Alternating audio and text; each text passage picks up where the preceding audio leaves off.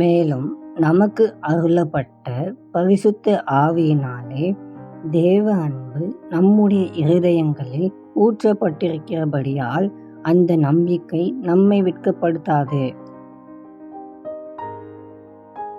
நம்முடைய வாழ்க்கையில் மாற்றங்களை ஏற்படுத்த நாமவே எத்தனையோ முறை முயற்சித்தோம். அது இதுவரையிலும் ஒரு பலனையும் அளிக்கவில்லை என்பதை யோசித்து பாருங்கள்.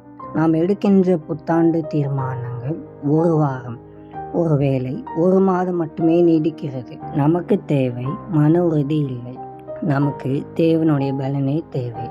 தேவனாகிய கர்த்தர் தருகின்ற ரட்சிப்பு என்கிற பரிசை நாம் பெற்றுக்கொள்ளும் போது வாழ்க்கையில் ஒரு நல்ல மாற்றம் உண்டாக நம்முடைய சொந்த மன உறுதியை சார்ந்திருக்க வேண்டியதில்லை. மகிமையின் நம்பிக்கையான கிறிஸ்து நமக்குள் இருப்பதால் அவருடைய சக்தி நமக்குள் உள்ளது. அவர் நமக்கு புதிய ஆற்றல், புதிய பலன் மற்றும் புதிய திறனை தருகிறார்.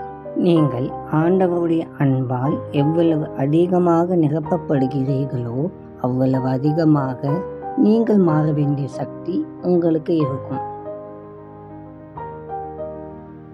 அன்பின் பரலோக தந்தையே, இந்த நல்ல நாளுக்காக உமக்கு ஸ்தோத்திரம். ஆண்டவரே, நாங்கள் எங்களுடைய மன உறுதியை நம்பாமல் உம்முடைய பலனே நம்பவும் அதையே நாடவும் எங்களுக்கு கிருபை தாரும்.